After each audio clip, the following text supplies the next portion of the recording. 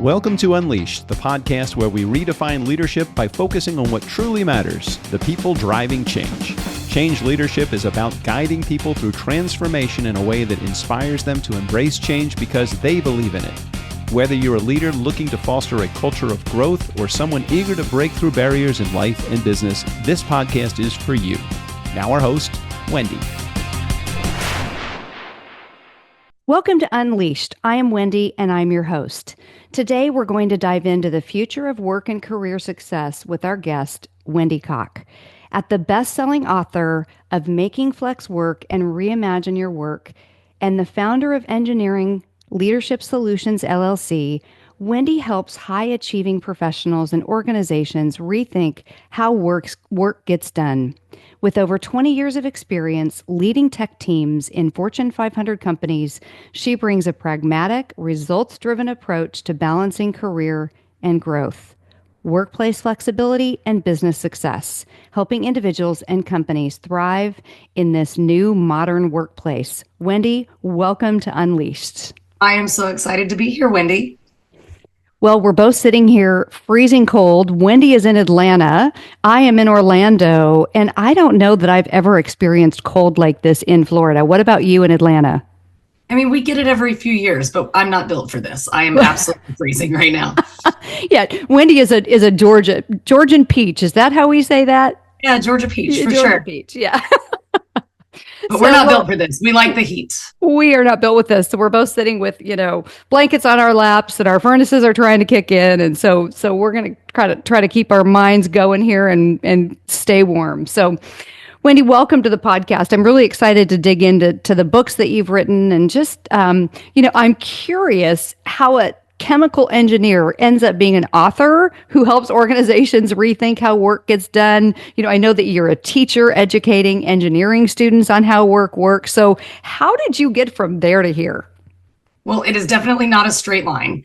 When I was growing up, I believed the lie that you were either good at math and science or you were good at English.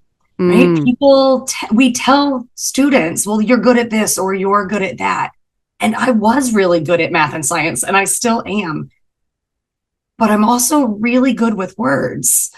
And it wasn't until I had an opportunity to pivot my career 20 years in that I found the passion for my words. And when I look back, it had been there the whole time.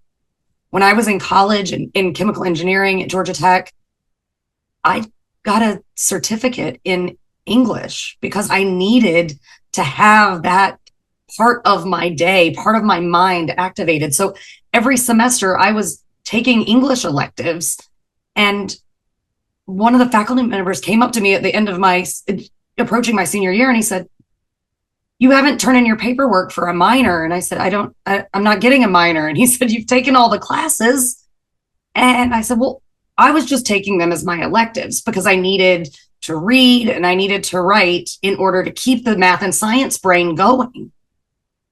Then throughout my career in the Fortune 500 world, I always gravitated towards those leadership and communications roles. If there was strategy that needed to be presented, I was the one raising my hand saying, let me do the PowerPoint. Early in my career, I teased with a woman I shared an office with that if PowerPoint could be a whole job, I would love it. Right? What was that job where I could just present? Because I liked the technical work, but I liked presenting the technical work even more. And then in the pandemic, when I was at home and I was working for a company that made N95 face masks and infection control apparel, I'm working at home trying to keep that going. My husband was working for a Fortune 100 company that made wipers and paper towels and toilet paper. So you can imagine that we were busy in our house. Not to mention, we had 2 elementary school children at the time. And I was missing something. And so I set myself a goal to create one piece of written content every week. Didn't have to be long, but just one piece. 9 months into the pandemic, I looked up and I had 40,000 words sitting in a Google document. Oh, Wendy, computer. Wow. And I thought, crap, I think I have a book. So a very wonderful mentor hooked me up with a book coach, this woman named Kathy Fyock out of Tampa. And I set up a meeting and I said, I think I have a book. And she said, that's excellent. Let's talk about that.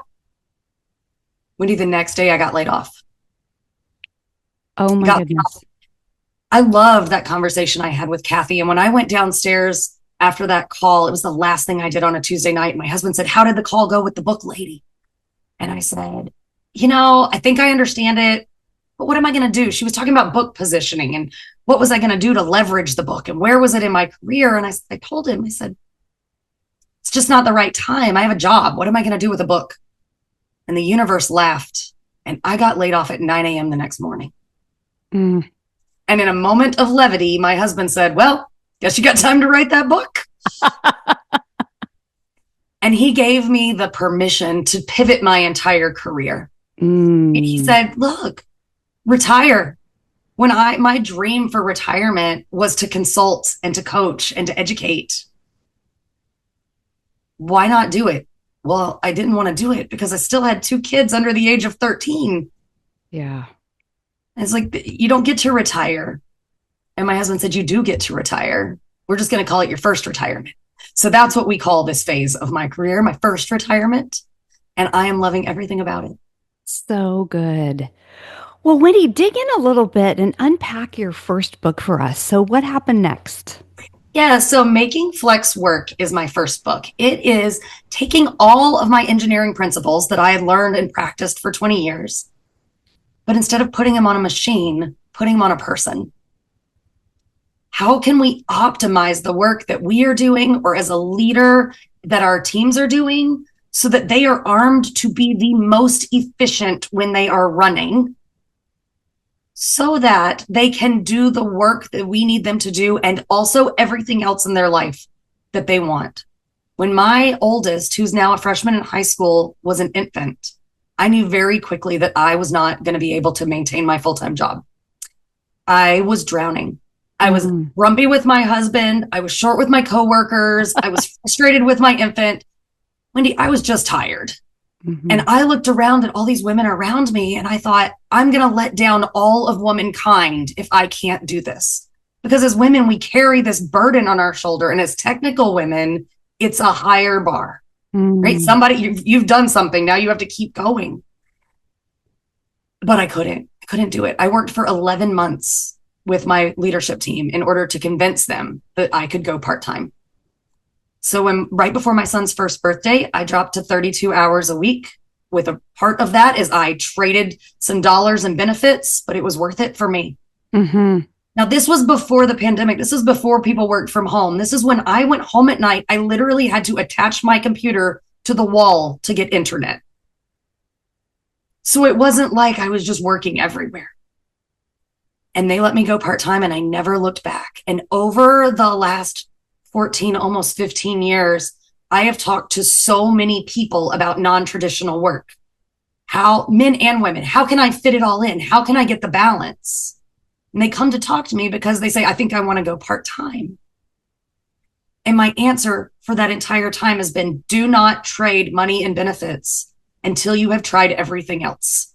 Because the difference in 40 hours and 32 is not 8. It is not simple math because most 40-hour jobs are not 40.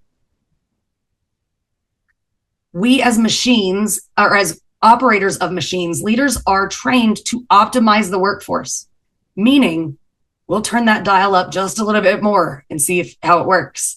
Then we'll turn that dial up just a little bit more, see how it works. Right. Before you know it, that dial has moved a lot and the business is getting an amazing output, but are you still getting what you want or not?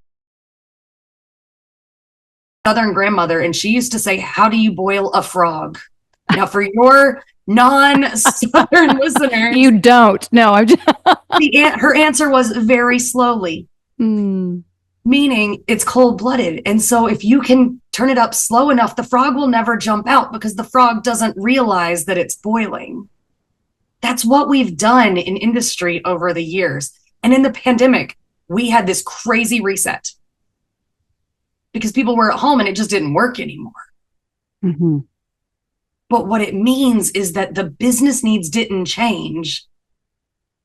And the machine, the people doing the business did. So now we all have to work together to figure out how are we going to find a new sense of balance in a way that the business still needs to get done. Right. Going to have to do it differently. And that's where the first book came around. Okay.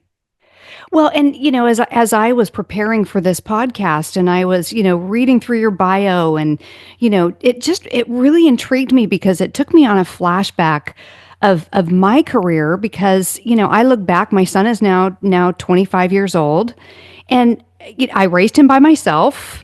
And I started traveling like a crazy woman. I just hit my 1,000,000 miles last year on United, and I don't know how many I have on all the other airlines. I think back and I just did what I did. And I knew that to get to where I needed to get to and to provide for my family, I would just work harder. And, I started thinking about this whole workplace environment. I think you call it this modern workplace. It's evolved. And so I think there's probably somewhere in the middle where, we literally, Wendy, used to laugh at people would say, I really want work-life balance. And I'm like, I'll give you work-life balance. Like you work harder, you make it happen. And that's the win-win. You get a paycheck and the business gets your work. And so, I think especially since the internet, since post-COVID, that's really changed. So do you talk, Wendy, about how do we create, from a leadership perspective, how do we create an environment that's good for the employee, and yet for the employee, how do they create an environment where they are satisfied, their life is great? Like, what is that balance? So for every person, their balance is going to be different. And I think that is the hardest part about being a leader of people is every person has a different definition of success and a different definition of balance. And as the leader, it's up to you to figure out what that is. Because we motivate and we promote and we assign work based on our perception of what someone's goals, ambitions, and skills are. So each person, if you think of it like a plate, each person has the ability to put everything on their life in a plate. But some people's plates are bigger than others. And some people's plates already have big chunks taken up because of things that don't happen at work. So what, as a leader, you can put on that plate is different. But also as an employee, you have to understand what's on your plate that's negotiable and not. So I have a 4-step plan in making flex work called the evaluation method, EVA and L. E is every hour counts. That is understanding what work you are doing today, when you are working, when you are not working, and what you are doing. In my engineering world, that would be a current state analysis. Before we optimize anything, we figure out current state. If you're not technical and those words just scared you, don't worry, it's just journaling. You'll be fine. Right? So we first write down what it is that we do. I encourage people to pick a 7-day period, and it does not need to start on a Monday. It can start today. Whatever time you're listening to this podcast, it can just start now and go for 7 days. And I want you to write down when you are working and what you are doing, and when you stop working and what you are doing when you stop working. And then we now have data where we can look to see how many hours am I actually working? Was I working when I was unloading the dishwasher in between meetings, or was I not working when I was unloading the dishwasher between meetings? I'm not judging whether or not you're working. I just want you to be honest with yourself on what time you are working and what time you are not working. Mm-hmm. The second is V, it's valuing optimized work. So I want you to look at that chart and figure out, are there places where you are getting stumped? You are slowing down. You are not being efficient at the work. And is there a tool or a person or a training that can help you do that work more efficiently? If you look around at your peers, virtual or in person, and you realize that it takes somebody 10 minutes to do something it takes you an hour to do, talk to them. Figure out that best practice and do whatever it is that they're doing, and you can free up some time. Right? So we're going to value optimized work. The third one is A, and that's assessing the expectations. Throughout our careers, if you're not changing companies or jobs, You get things thrown onto your plate that just never come off. Maybe you were on a committee 3 years ago because it was a good development opportunity for you. Maybe there's somebody younger who needs to be on that committee instead of you. Mm-hmm. Maybe you were the go-to person for a particular piece of software, and now there are lots of people who know that particular software, and you don't need to be the go-to person anymore. Maybe you were going to meetings to take notes for a senior leader so that you could get exposed to some part of the business. You don't need to be taking notes anymore. So understanding what's on your plate and is it bringing you value or the company value? I really caution your leaders to not think about non-value added work. I put that in air quotes because some tasks might not bring you value, but they do bring someone else value. Is it giving them an experience or an exposure to something that they wouldn't otherwise get? Then it's giving them value. Mm-hmm. And then the L is leveraging small changes. In the engineering world, we would call that a Kaizen. We might call it running an experiment. If you're not technical, just play with your time. It'll be great, right? But do it slowly because your work arrangement today came over a long period of time. It evolved. It didn't just happen. And if you just turn the dial back and put it back at the beginning, your performance will be impacted. Because like it or not, you are in a work arrangement for an amount of money and a work output today. Right. So we start to make small changes, ones that people won't even notice, to unwind the pieces of our life that aren't working for us. Maybe you say, I haven't been to the gym in a while because I work out at night and my work keeps eating into that time. And then I'm too tired and I don't go to the gym. Well, then once, try going to the gym in the morning. See what happens. Mm-hmm. Does it make you miss something? Does it make you more or less productive at the day? If you do it once, you'll get a slap on the hand if it doesn't work. And if it does work, do it more. Mm-hmm. Play with the time to figure out what is giving you what you want. And then have an adult conversation about it. Because now you've got data. You have your before data. You know what work you're doing. You know the value it brings. You understand how to do it efficiently. You've run some experiments.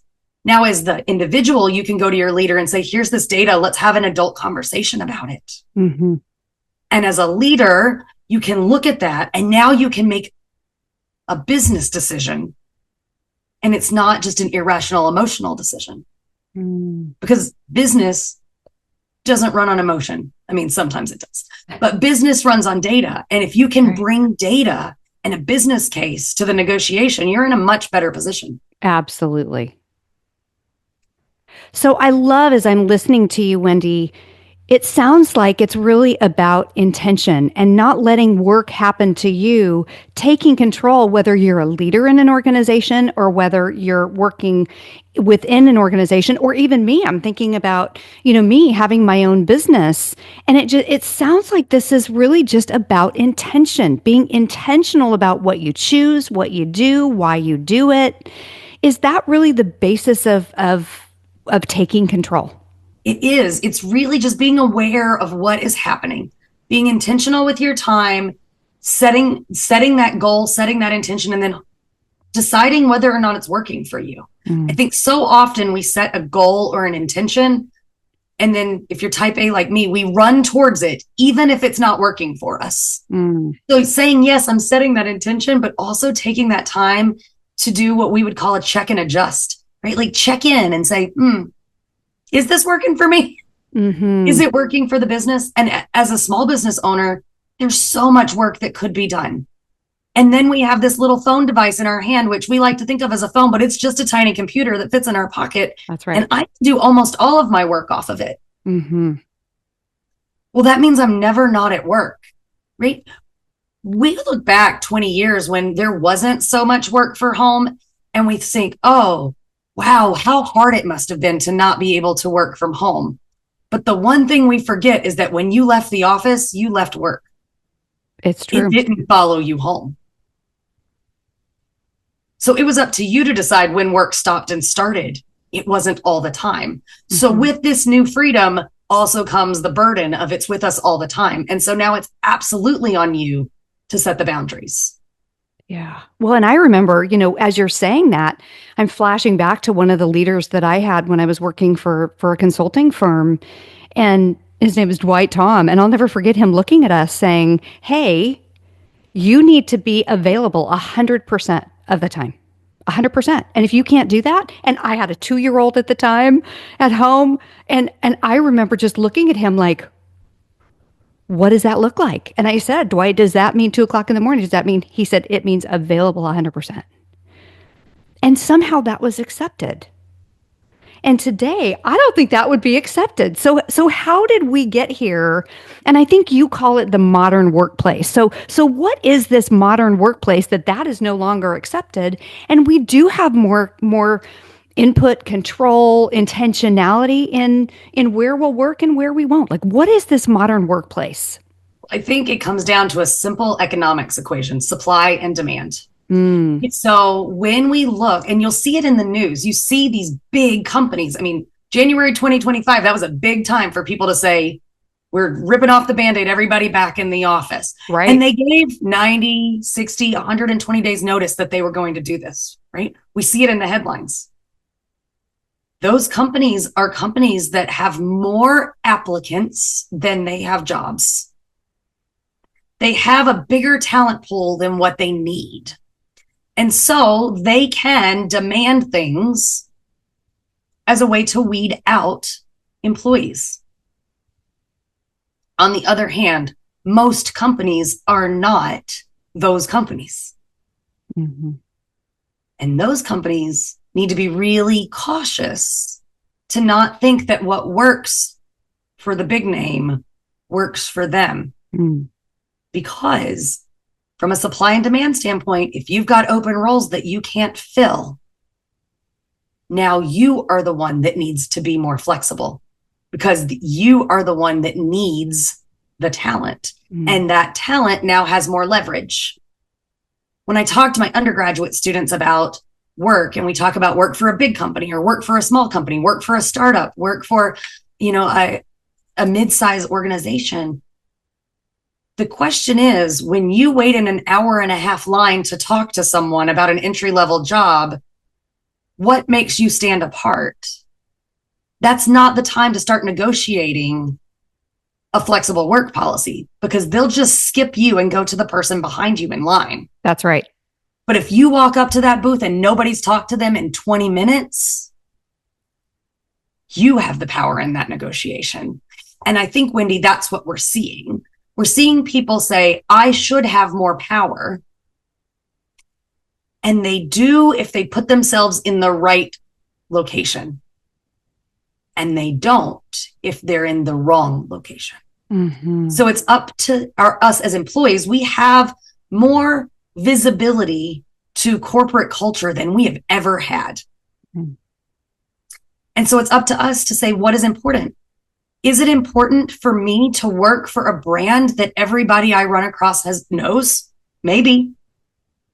But with that, I am making some trade-offs. Or is it important that I have the life balance exactly the way I want, and the location exactly the way I want, and the type of work exactly the way I want?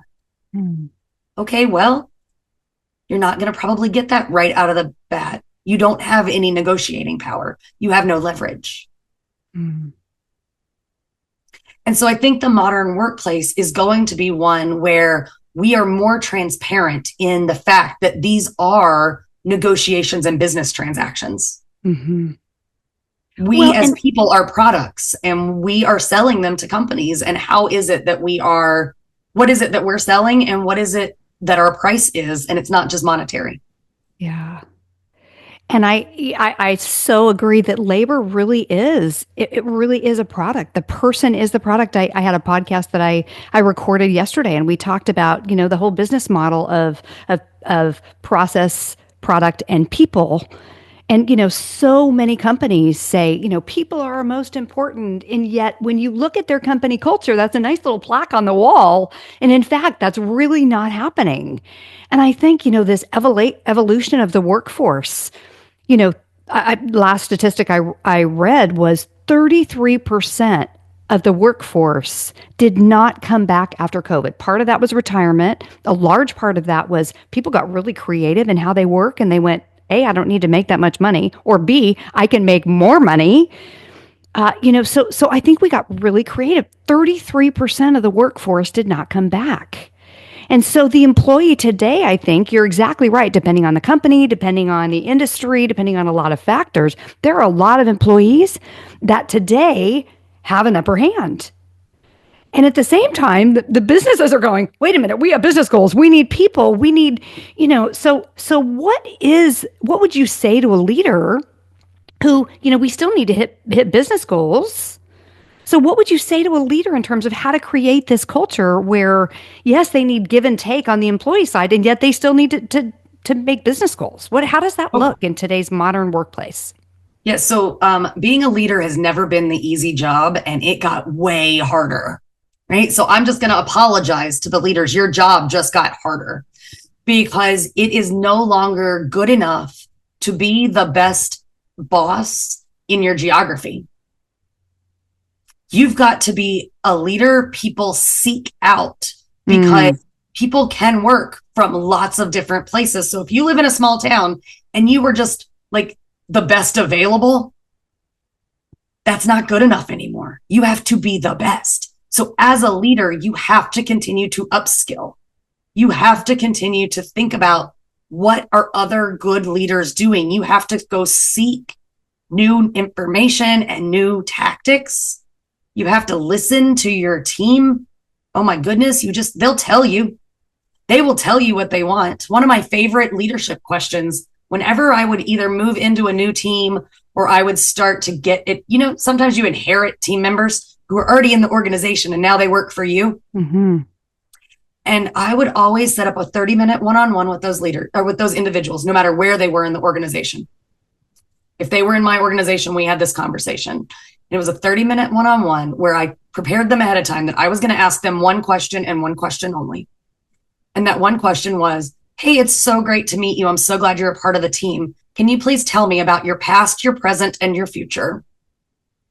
And then I would shut my mouth. And for the next 30 minutes, they got to decide what they wanted to tell me. You can learn so much by what about their past they choose to tell you.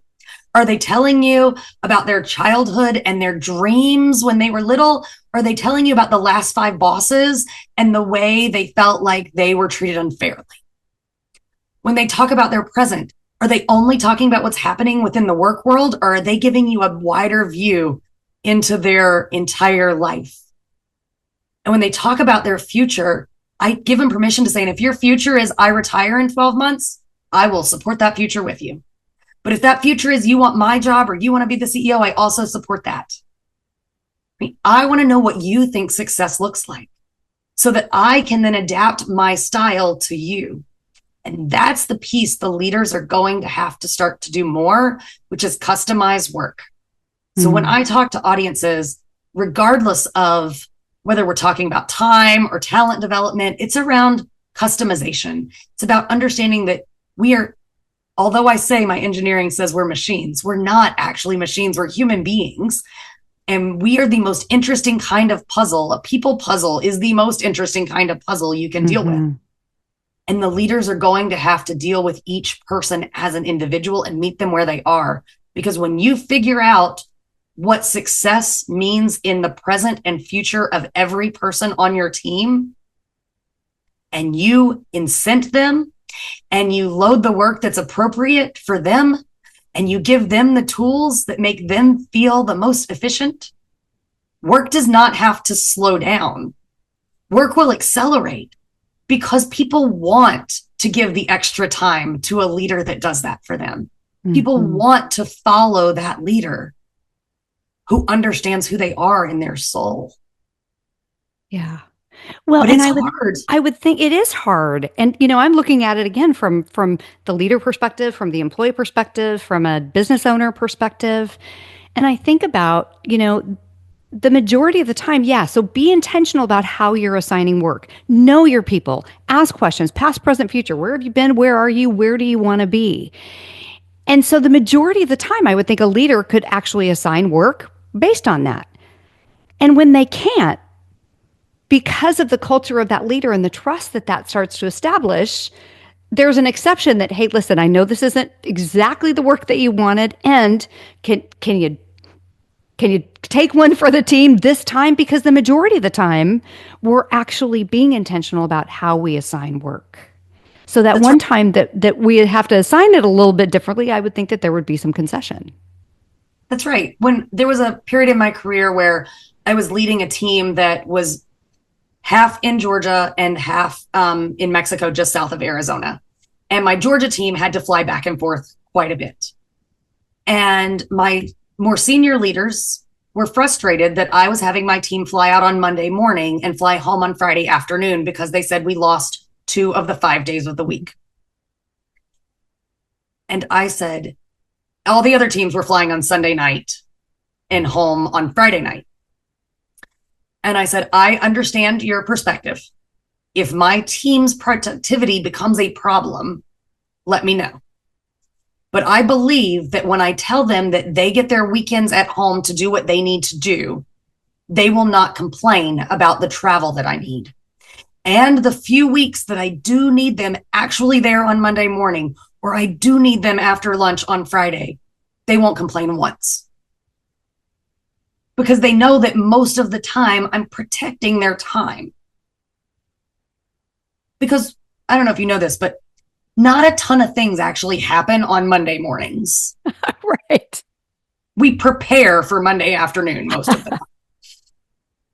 So having them in the plane wasn't slowing business down. But there was a perception that it was. The reality was the team was willing to stay late. The team was willing to move their flight if they needed to, because they knew that they were there for a reason, not just because their boss wanted them to fly on Sunday. Yeah. And that it was purposeful. And what was the productivity study on that? Were they more productive than the people who were flying on Monday? Well, I don't like to think that project teams are in a competition, but mine definitely won. It's always a competition, Wendy. I'm just saying. That's right. My team definitely was the winner. But I mean, in truth, the happiness on the team, we didn't have the problems, the tension. When people feel like they are heard and they are understood, thank you, they will go above and beyond because they understand the mission. They understand how they fit. I mean, people on my team did not say that's not my job, because they understood that everybody is doing the job for the job. Mm-hmm. There was a period of time when we were shipping a bunch of things back and forth, and I told the team, I was like, I will be in charge of shipping. And like, but you're the leader. And I said, yep. And all of you are drowning, so I will be the shipping department. There was another time where I was leading a team and we were moving buildings. Like in the midst of the project to launch a brand new medical device, we're moving office buildings. And I packed the boxes for every person on my team. Why? Because that little act of me spending 20 minutes in somebody's desk and space, packing up their box for them, went miles when I needed them to do something that wasn't their job later. Right. To see their boss pack their box just gives a different feel to the culture. Mm-hmm. Could I have had somebody else pack them? Could I have paid somebody to pack them? Absolutely. But as a leader, I knew that my team would respond to me doing something selfless and out of character for a leader. Mm-hmm.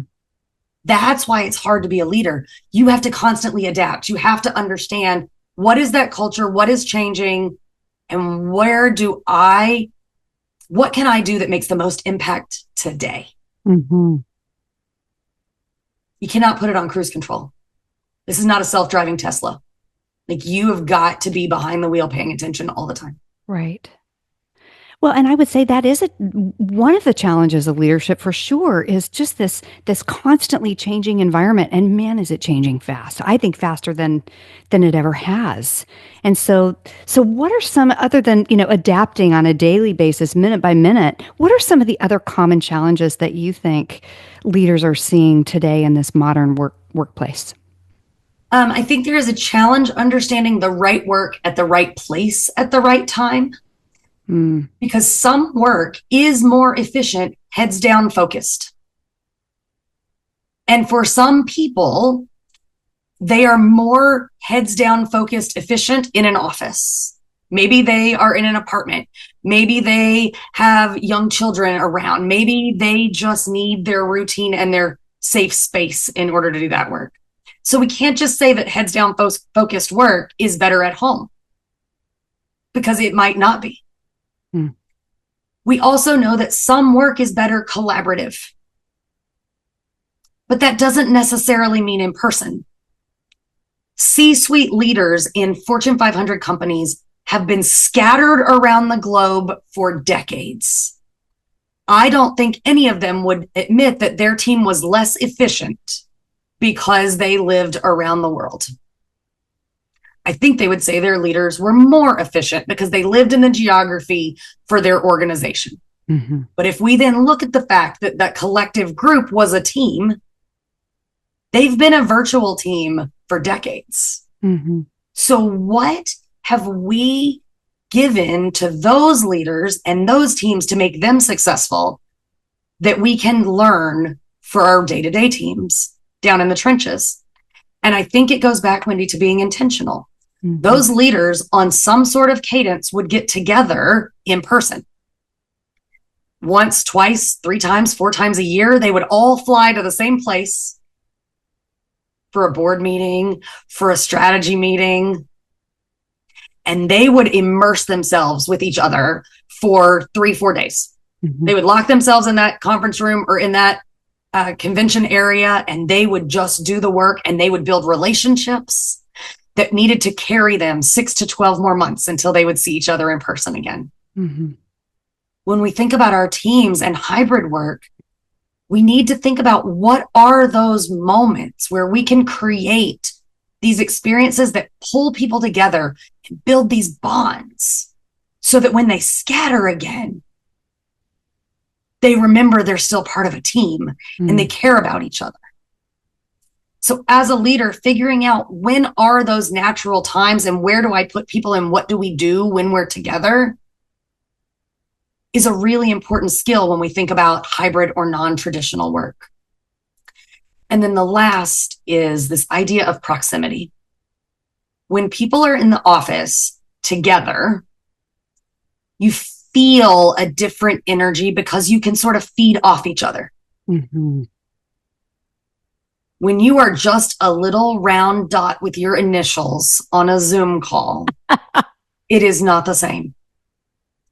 So at a minimum, I encourage all leaders to make cameras mandatory. That is not a popular opinion. I am fine with it. I don't need to be popular. I agree. If we can't be in person, we want that connection by nature. We do. Yeah, we were built for connection. I believe built that. for connection. We are collaborative beings. And simply turning your camera on and being able to see when you furl your brow is important. And it does not matter what you are wearing.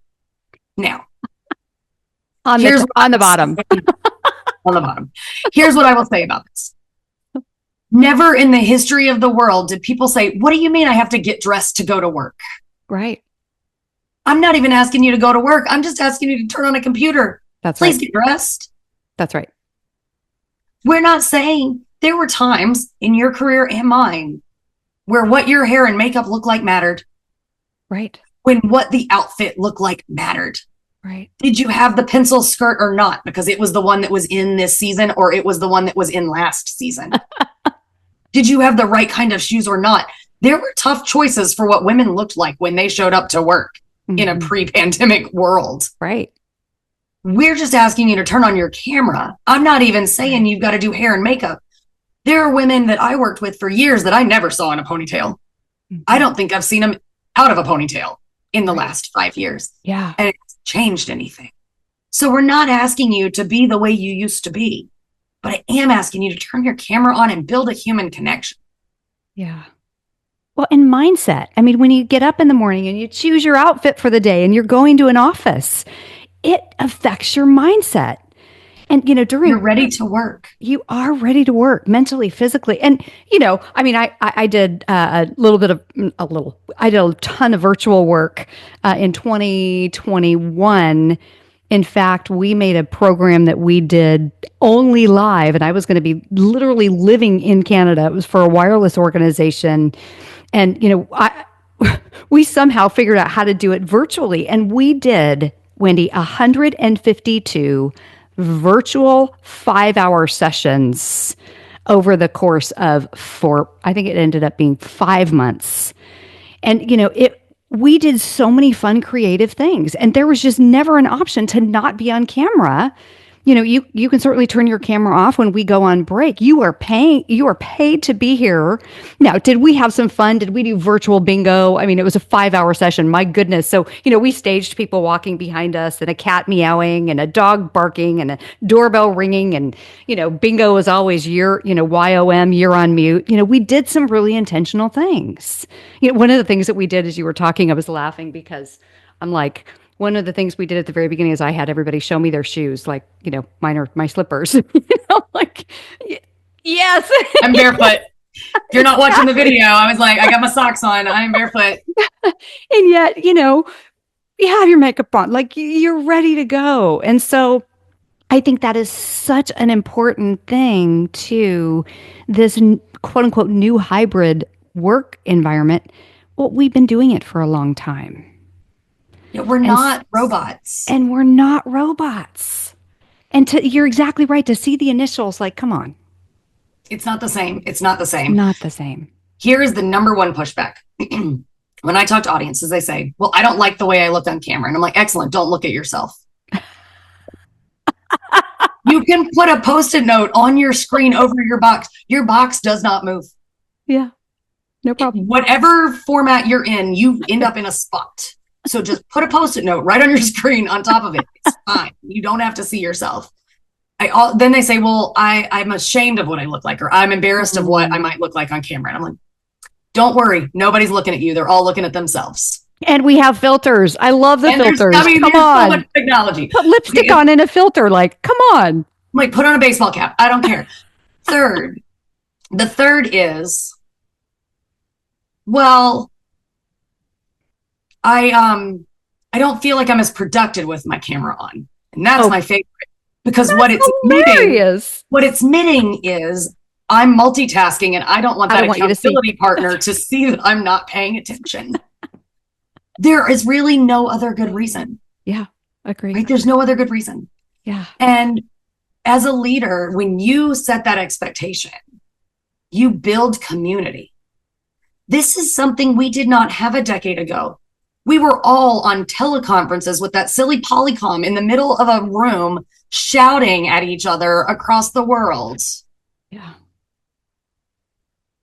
We have so many tools today to make ourselves more efficient than we used to be, to build connections better than we used to build. Why would we not use them? Mm-hmm. And if your solution is, I don't want people to have to turn their cameras on, so they all need to come back to the office, that's just lazy. Mm. Yeah. Yeah. Because I will admit, it's harder to lead people that are not with you. As a leader, if you're not with a person, you have to know what it is that you want them to do. You have to communicate it clearly, and you have to set expectations, boundaries, and then let them go. Yeah. Because you can't just walk over to their desk and change your mind in 2 minutes. They might have logged off. Mm-hmm. So, Wendy, I love that you advocate for employees. I love that you also work with leaders to help them figure out what all of this looks like in this new modern workforce. And, I see so much that, as a business owner, you help me too. So who are your clients? The majority of the people that you work with, is it on the employee side? Like, who's your most common client?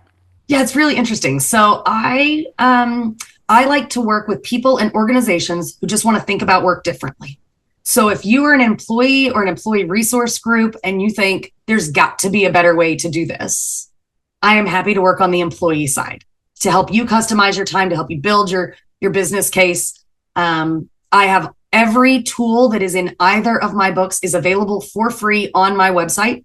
So makingflexwork.com, every tool in there in the book, you can go get it. On Reimagine Your Work, every one of my tools is at reimagineyourwork.com. Fun fact, I run my own business. Those two point to the exact same website because I can't manage two of them at the same time. Okay. So you remember one book, you get all the tools. Great. So I work with individuals, but I spend a lot of time talking to leaders about how do we engage the workforce? How do I improve my retention? How do I brand my company so that people will want to work for us? How do I improve my culture so people want to stay? And how do I avoid burnout so that I can be more efficient? As leaders, we know that hiring a replacement is the least efficient thing you can do in your business. That's right. Because before the person left, they were not running at top efficiency. While they were gone, you were not at top efficiency. And once you have hired someone, you are not at top efficiency right away. So if we can figure out how as leaders to adapt to our team, to make them drive business results and for them to stay with us, we have answered a lot of the efficiency problems in our business. Right? Yeah. So I work with leaders and leadership teams as well. And all sorts of industries. I thought when I started it would be based on engineers, but no, all industries, all size companies, all the way from Fortune 100 companies that have me come in and do series with their leaders to small private equity companies that are just wanting to do something different so they can get their workforce exactly how they want it for the next big transaction. Mm-hmm. So, Wendy, I'm curious, for those leaders who think that hybrid work is just a trend, what is your bold prediction for the future of work? If you think it's just a trend, you're probably not going to be a leader at the end of this trend because it's here to stay. This is a Pandora's box we are not going to put back. I believe that part of what is happening is based on employment law. So I think there's an employment law situation that we'll have to deal with as a country and as the globe, meaning not every small company can fill out the paperwork to have employees in all 50 states. So right now, maybe you can't live in a particular state and work for your company because they're not set up as an employer in that state. And it would be cost prohibitive for them to do that. So I think some of this we have to deal with at a government level to understand what does it mean so that the best talent can fill the right jobs. So I think some of that, it does make it temporary.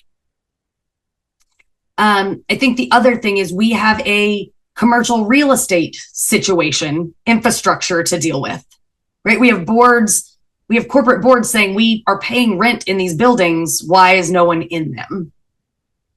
And so I think the way that we imagine workspaces will change to evolve with the industry. Because at the end of the day, the humans are the machine. If you are a white collar business, it is clear that they are the machine. But even if you are a blue collar worker, somebody has to be there to do the doing on the assembly line. And so we have to understand that while it was nice to have that little sign that says employees are our priority, we're going to have to actually live that. And that's why some form of hybrid is here to stay. We have tools that will allow us to make the employees the priority that we said they were. Now it's about us as leaders living up to our end of the bargain. Yeah, and finding that win-win of achieving the business goals, which, as you talked about, the cost of turnover, the productivity that's lost in so many phases of the business. We've got to figure out how to retain the right people. And I think a lot of that has to do with being intentional and listening and all of the things that you've talked about. And just flat out, quite frankly, being a good leader. Just being a good leader. People want to work for a good leader. One of my favorite sayings when I talk to a leader who's like, oh, I just don't know what to do. And my answer is always be open and honest with your team, because people want to work for a great leader. But in the absence of a great leader, they want to work for a leader who wants to be great. So if you don't think you're great yet, bring them along on your journey. Let them know you're investing in yourself because you want to be great. They'll keep following you. So good. Such great information, Wendy. I just appreciate you bringing all of your wealth of wisdom and knowledge and your experiences. I think personally, you sound like a great leader who I would just love to work for and follow. And so, these leaders that are listening saying, I may have some work to do on my leadership. And also our listeners who are employees that are saying, I need help on the professional development side. What advice? I always like to give an action for our listeners. So where do they start? What advice would you give, whether they're a leader, a business owner, a person who just wants to get better in their professional career? What advice would you have? Well, I would say stay curious, right? Listen, ask your friends, what podcast are they listening to? You're listening to this one, share this one with someone else. Build yourself a community of people who want to be better the way you want to be better. My grandmother used to say, you are who you hang out with. And that would be my action item to your listeners, which is take an evaluation of who are you hanging out with? What are they doing to better themselves, to grow in their careers? What can you learn from them? What can they learn from you? And how can you build those relationships and move forward together? I love that curiosity, which again comes back to being intentional. There's so many times I'm in a conversation and I stop and I go, wait a minute, have I asked any questions? Have I been curious about ... And I think whether it's in our personal lives or whether it's in work, that curiosity, I love that that's your advice, because I do think that's a secret to success and also satisfaction in life, just because we get to learn about ourselves and others. So I love that advice. Oh, that, and of course, read my books, but no, curiosity. Well, of course that. Well, and we will make sure, just for our listeners, we will make sure that Wendy's books are in the show notes. And Wendy, we also will make sure that your contact information is in the show notes. How would you like for people to communicate with you? Because I'm sure there's going to be lots of questions. Oh, for sure. So you can email me directly. The email will be in the show notes. I am on LinkedIn all the time. So a private message on LinkedIn, connect with me on LinkedIn. I do a monthly newsletter that goes out where I consolidate all the news and trends in non-traditional work into one spot. So if you're not sure where to go get your news on what's happening in the evolution of work, I stick it all in one place with the links and say, here's what's in this article. Here's what's in this article. And I would love to hear from you. So LinkedIn is probably the easiest way for your listeners to be able to connect with me. Excellent. Good. Well, Wendy, thank you again for being here. It has certainly been a pleasure. I've had a blast. Thank you, Wendy. Thank you. And to our listeners, thank you for tuning in. And we look forward to another week of Unleashed. Thanks for listening to Unleashed with Wendy Swanson. Make sure to subscribe and follow to be notified when the newest episodes of the podcast go live. Please take a moment to rate and review us. It helps others discover Unleashed and join our movement of forward-thinking leaders. You can find contact information and important links in the show notes. Stay tuned for the next episode, and remember, keep leading with authenticity, embrace change, and choose to live life unleashed.